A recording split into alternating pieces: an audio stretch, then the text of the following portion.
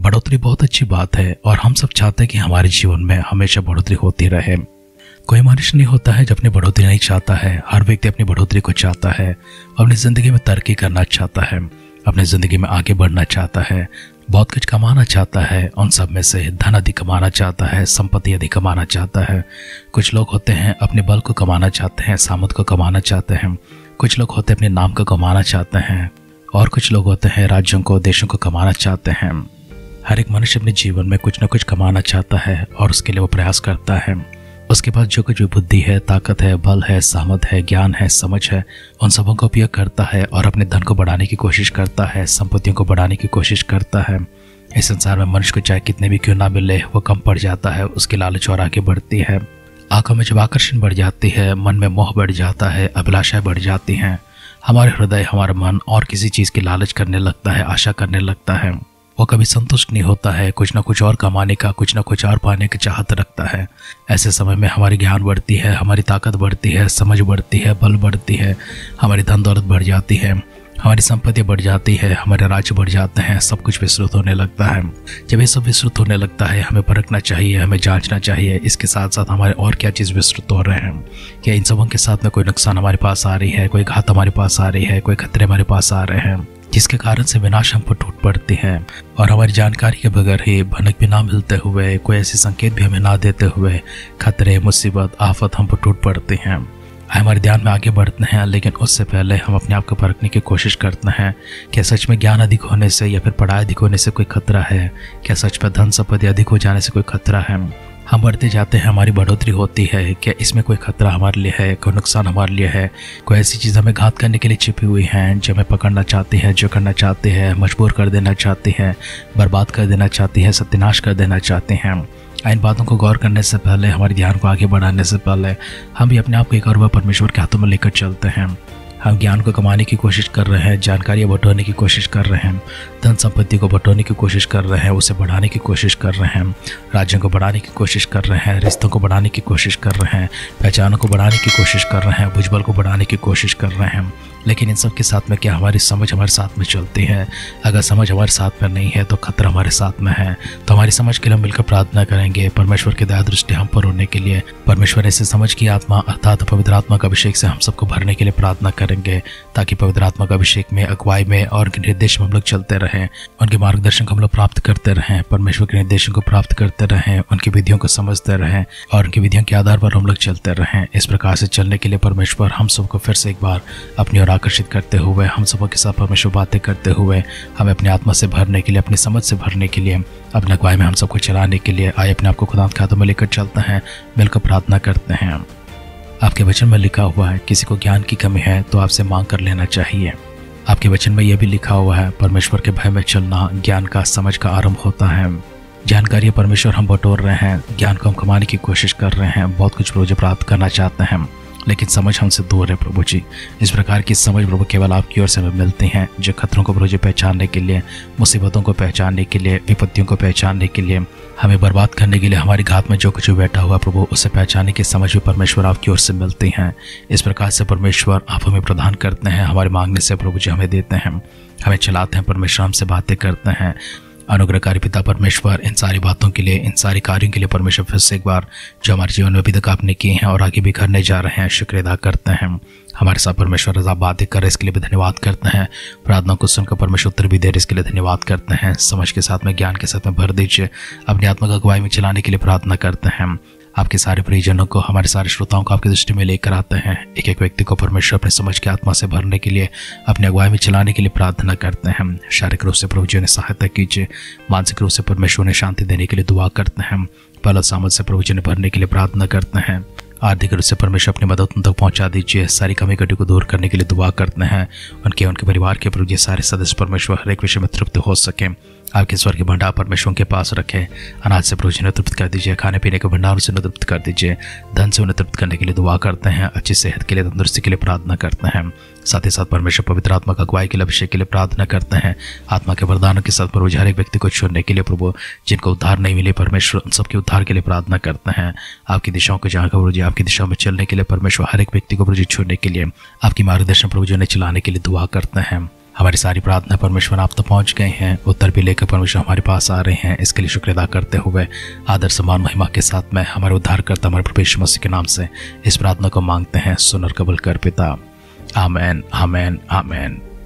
आध्यात्मिक जीवन की दैनिक खुराक सुन रहे हैं हमारे सारे परिश्रोताओं को, परमेश्वर के परिभक्त गणों को प्रभु यीशु मसीह के नाम में प्यार भरा जय मसीह की सुप्रभातम और शुभोदय कहते हुए हम सबका मनपसंद ध्यान केंद्र आध्यात्मिक जीवन की दैनिक खुराक में और इस नए दिन में आप सबका स्वागत करते हैं।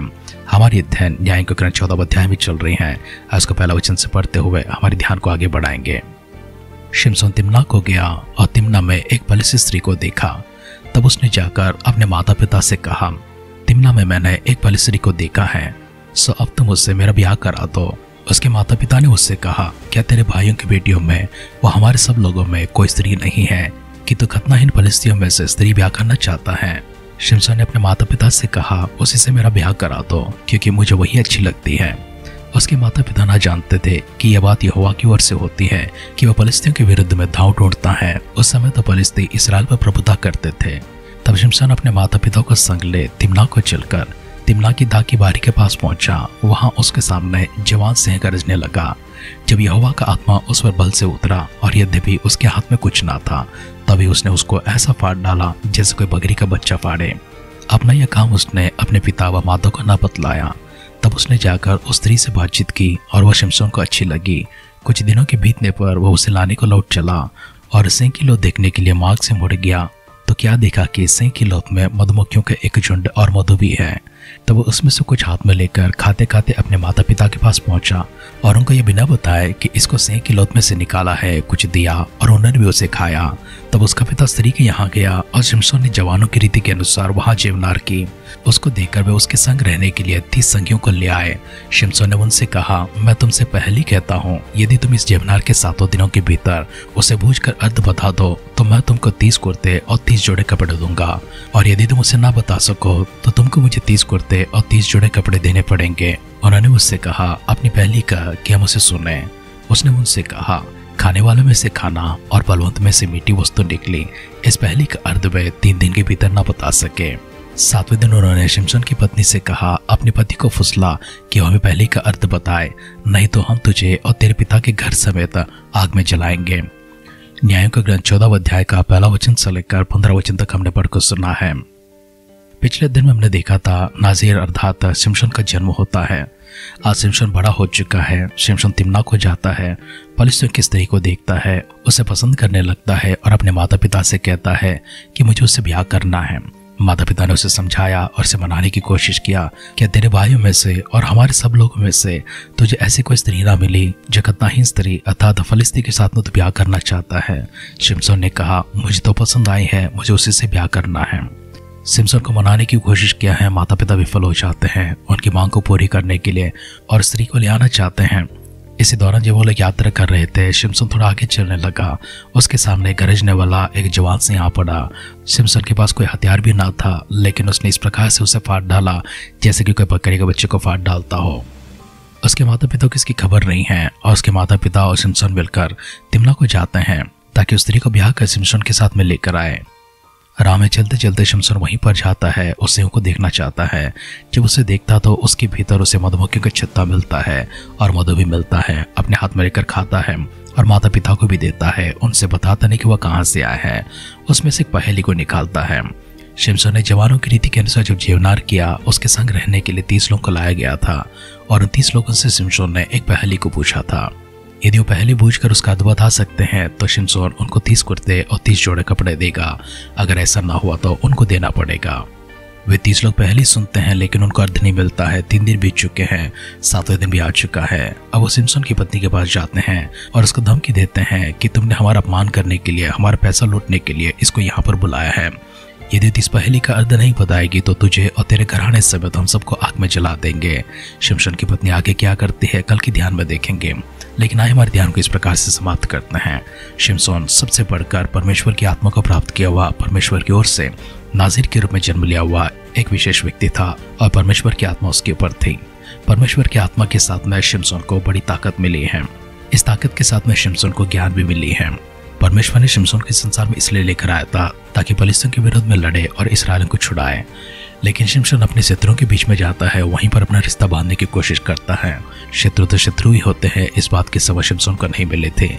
उसे ज्ञान तो मिले हैं, उसे बल मिले हैं, उसे ताकत मिली है, परमेश्वर की आत्मा उनके साथ में है, लेकिन इन सब के साथ में शिमशोन ने समझ को प्राप्त नहीं किया था। एक इंसान अपनी जिंदगी में कुछ भी क्यों ना पाए, लेकिन उसको समझ को प्राप्त करना सबसे आवश्यक होता है। शिमशोन को हमने देखा है कितना ताकतवर है, एक सिंह को इस प्रकार से फाड़ देता है जैसा कि किसी बकरी के बच्चे को फाड़ देता हो। उसके पास ज्ञान भी इतनी है, किसी वस्तु को देखा है तुरंत उसमें से पहले बना दिया था। लेकिन शिमशोन एक समझ को नहीं रख पाता है। अगर वो समझ को रखता है, होशियारी को नहीं दिखाता है, अगर वो समझ को रखता है, शत्रुओं के बीच में इस प्रकार से नहीं जाता है। शिमशोन के आगे के जीवन में आप देखते हैं शिमशोन किस प्रकार से शत्रुओं के बीच में उनके हाथ में फंस जाता है। शत्रुओं को खत्म करने के लिए जिस तरह से उन्हें पैदा किया गया था, उस काम को ना करते हुए शत्रुओं के हाथों से किस प्रकार से विफल हो जाता है, किस प्रकार से हार जाता है और किस तरह से शत्रु के हाथ में वो घात किया जाता है। इन सारी बातों को गौर करेंगे, लेकिन हम परमेश्वर के पास जाकर प्रार्थना करेंगे, परमेश्वर शिमशोन के समान अगर हमारे बीच में भी ऐसी कोई अकड़ आ चुकी है, ऐसी कोई अहंकार आ चुकी है, ऐसी कोई घमंड आ चुकी है जो परमेश्वर हमारी बढ़ोतरी के कारण हम प्रभु जी उछलते हैं, आज प्रभु जी डींग मारते हैं, तो परमेश्वर हम आपसे प्रार्थना करते हैं कि आप हमें नम्र होने का सबक सिखाइए, हमें क्षमा कर दीजिए, ताकि परमेश्वर हम सब लोग आपकी सीधी राह पर चलते हो प्रभु जी, खतरों से प्रभु जी, मुसीबतों से दूर रह सके। आए मिलकर दुआ करते हैं। यहोवा का भय मानना समझ और ज्ञान का मूल आधार होता है। यही हमारी ज्ञान की, यही हमारी समझ की आरंभ होती है। धन्यवाद करते परमेश्वर आपके भय में चलने का, आपकी समझ में चलने का, आपके ज्ञान में चलने का, आपकी अगुवाई में चलने का सौभाग्य प्रभु जी हमें प्रदान कर दीजिए। और आप अटक चुके हैं, मूर्खता से चल रहे हैं, अविवेकी के साथ चल रहे हैं, निर्बुद्धि के साथ चल रहे हैं, हमें क्षमा कर दीजिए, हमें अपने राह पर वापस लेकर आइए। हमारी अहंकार को, हमारी घमंड को प्रभु जी, हमारी अकड़ को, सभी को तोड़ने के लिए दुआ करते हैं। पिता परमेश्वर नम्रता हमें सिखाइए, समझ हमें सिखाइए, ज्ञान हमें सिखाइए, दीनता हमें सिखाइए प्रभु। किसी चीज़ की बढ़ोतरी परमेश्वर हम अहंकारी ना बने, घमंडी ना बने। हमारे मन को प्रभु जी दबाए रखने के लिए, अपने आप को घटाए रखने के लिए, आपके नाम की महिमा करते प्रभु जी, आपका नाम को ऊंचा उठाने का सौभाग्य में प्रदान कर दीजिए। पिता परमेश्वर सारी मुसीबतों से, तकलीफों से हमें बचाए रखने के लिए आपको धन्यवाद करते हैं। परमेश्वर मसीह के बादलों की आगमन का विलंब होती है, कल सुबह फिर से एक बार हम सब लोग मिलकर स्तुति आराधना करने के लिए हमें जीवितों की संख्या में, आराधकों की संख्या में, भाग्यवानों की संख्या में रखने के लिए दुआ करते हैं। अगर ऐसा ना हो तो परमेश्वर मसीह के बादलों के आगमन में हम सबको शामिल करने के लिए प्रार्थना करते हैं। दुआ को सुनकर दिए उत्तर के लिए धन्यवाद करते हुए हमारे उद्धारकर्ता हमारे परमेश्वर मसीह के नाम से इस प्रार्थना को मांगते हैं। सुन और कबूल कर पिता। आमेन, आमेन, आमेन।